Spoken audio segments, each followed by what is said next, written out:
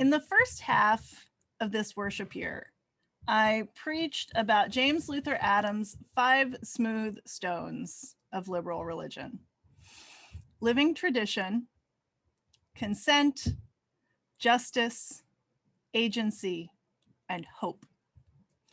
To be honest, I didn't do a distinct justice sermon, but when was I not talking about justice in November? I tried to make the connection that these principles are not specific to Unitarian Universalism, but found throughout many liberal faiths. The Reverend Nancy Bowen and the Reverend Mike Moran, inspired by the Smooth Stones, set forth to find the 5 statements that put together would represent Unitarian Universalism. And they called them the 5 jagged rocks. Reverend Gretchen Haley says that's because our faith is somewhat dangerous and not always smooth going. Indeed. The first of the jagged rocks is there is a unity that makes us one. Very simply, everything is connected, just as the Big Bang produced every molecule of every element. There is a unity that is bigger than uniformity. It's bigger than sameness. A few weeks ago, in our service on spiritual practices, we did a lot of things. And one of the things that we did was to pray together. And the big theological heart of that moment was not that we had one understanding of who we were praying to, what each of us was feeling, or what we needed in that moment. We had dozens of names for God or highest self or spirit of life or universe. We were sad, angry, joyful, lonely, and hopeful. We prayed for many things. The heart of the moment was not a common theology, worldview, or vocabulary. The heart of the moment was that our diversity found unity in the moment. We were one because we connected our hearts together. There is a unity in diversity. Everything is connected. We are connected. We are not the same, but there is a unity like the unity of the periodic table or the unity of a conglomerate rock, one that is probably jagged or at least lumpy. There's a beauty in that.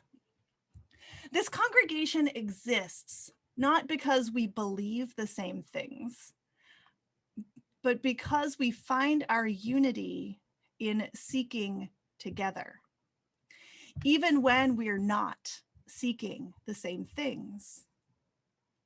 People come to us for community, for a place to hold their children's questions or their own questions or their grief, to be known and loved in the fullness of their humanity, of your humanity, with the glorious recognition that your humanity is unique and beautiful and wonderful, just like his and hers and theirs. And all of us come together into one congregation because our connection is valuable. This congregation is powerful because we have chosen to affirm that connection. That's why I get so excited when people choose to officially join the congregation by signing the membership book. The difference of intention between dropping in and deciding to belong is huge. It's not just that the unity of everything, however you understand it, is wonderful and cool, though of course it is. This unity isn't static, it's dynamic. When we decide to participate in it, to build this community of belonging, we tap into the stuff of the universe. And I know that some of you are into that language as it is, But some of you might resonate with this metaphor instead. Spanish poet Antonio Machado wrote, "Wanderer, your footprints are the path and nothing else. Wanderer, there is no path. The path is made by walking. If a path is a connection between two places, it requires travelers to exist. A well-traveled path eventually becomes a boulevard because of the traffic on it. We build connections by connecting, and the connections get more and more powerful as we use them. This congregation builds connections in many ways. Here in worship, in our small group ministries, in pastoral care conversations, and dinners from the caring circle, in Wednesday community breakfast, this year in housing our neighbors with Craig's Doors, in voter engagement work, in environmental advocacy, in religious education programs for children, youth, and adults, in casual conversations, in thoughtful governance, in so many ways, more than any one person could list, even me. Starting in 1887, our Universalist forebears in Amherst began building the connections that led to our congregation and our beautiful building. When it became prudent to do so, they connected with the American Unitarian Association, and they called their congregation Unity Church. 64 years before the Universalist Church of America and the American Unitarian Association merged, this was a unified congregation, rich in theological diversity. And even now, while we're out of the building and connecting from our separate places, that's still true. It's never been about finding the people who agree with you. It's always been about traveling with the people who find value in the path. 134 years of connection. What should we do with the next 134 years? Like I said, this connection is valuable. And wow, do we know it? We have 69 devices signed in for this service today. We value our time together.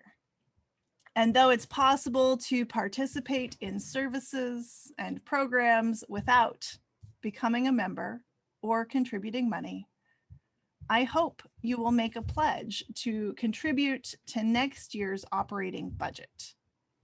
If you pledged last year, you'll get a handy form in the mail. If you don't get one, or you're a new pledger, we will send you what you need to pledge. Just reach out. The Pledge Committee, headed up by Richard Rosnoy, the Stewardship Committee, chaired by Jean Ballantyne, the Finance Committee, and the board have been hard at work on creating next year's operating budget and figuring out how to raise the funds we need to make it happen. As the Reverend Dick Gilbert would say, the good news is that we have all the money we need. The bad news is that it's in your pockets. But is it bad news, really? It's part of how we build those powerful and life-sustaining connections. We're not asking you to give us your rent money or your grocery money. We want and need you to be in the best health possible, especially now. What we're asking for is a piece of the money that makes life good, because that's what we want to do with it. Be generous with what you can share, not your survival money. And if you want to talk about what a healthy pledge might be in your situation, reach out to me. We're building those connections for next year, sure, when we hope to be together in the same space again in some way. But we're also building those connections for the next 134 years to share a vision of hope that has seen us through hard times, to be part of the creation of a culture of justice and liberation for our descendants of body and spirit, the ones we know and the ones not yet born. On behalf of the board, the staff, the children and youth in our religious education program, and everyone touched by the many ministries of this congregation, thank you for the love, support, work, and yes, the money you have given to bring us to this point 134 years into our history. What can you give to help us build the connections for next year and the years beyond?